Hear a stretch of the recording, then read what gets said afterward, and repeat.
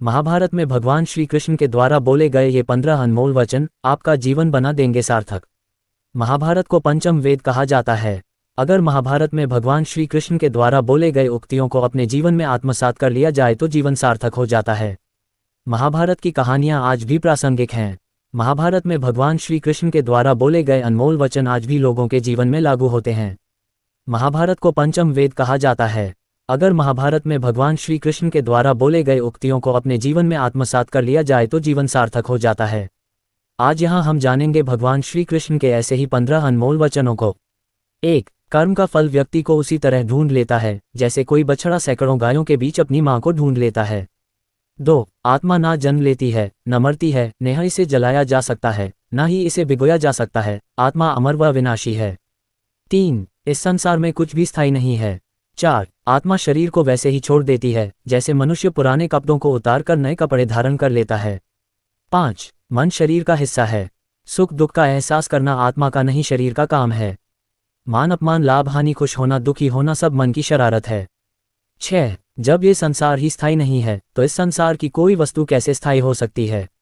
7. मैं सभी जीवों में विद्यमान हूँ, मैं चींटी में भी विद्यमान हूँ और हाथी में भी विद्यमान हूँ।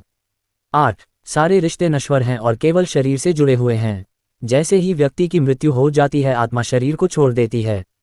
आत्मा का शरीर से जुड़े रिश्तों से कोई नाता नहीं रह जाता है। 9. मेरे भी कई जन्म हो चुके हैं, तुम्हारे भी कई जन्म हो चुके हैं, ना तो मेरा आखिरी जन्म है और ना ये तुम्हारा आखिरी जन्म है।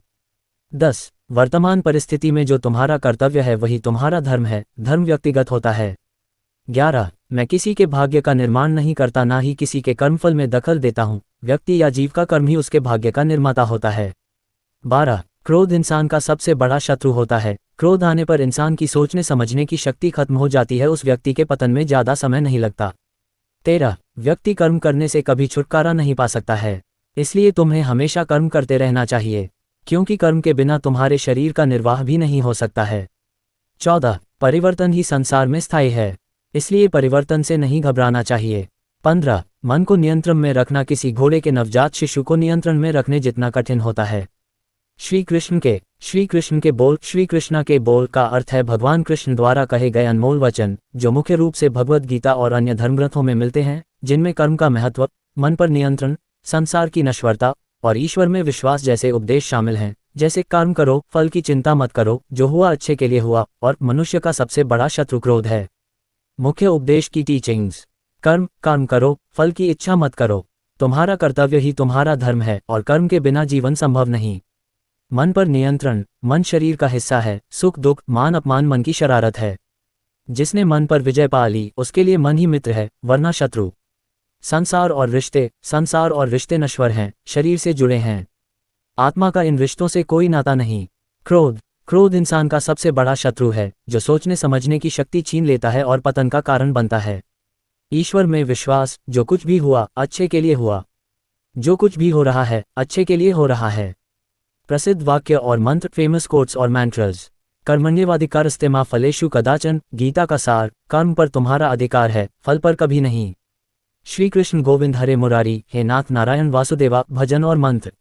ओम नमो भगवते वासुदेवाय। वासुदेव कृष्ण को नमस्कार। त्वमेव माता च पिता त्वमेव बंधु सखा त्वमेव। तुम ही माता पिता बंधु सखा हो। भक्ति और प्रेम, डिवोशन एंड लव।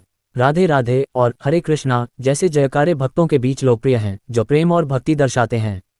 ये बोल जीवन जीने की कला, आध्यात्मिक ज्ञान और परम सत्य का मार्ग दिखाते हैं, जो महाभारत की घटनाओं और भगवद गीता के उपदेशों से प्रेरित हैं।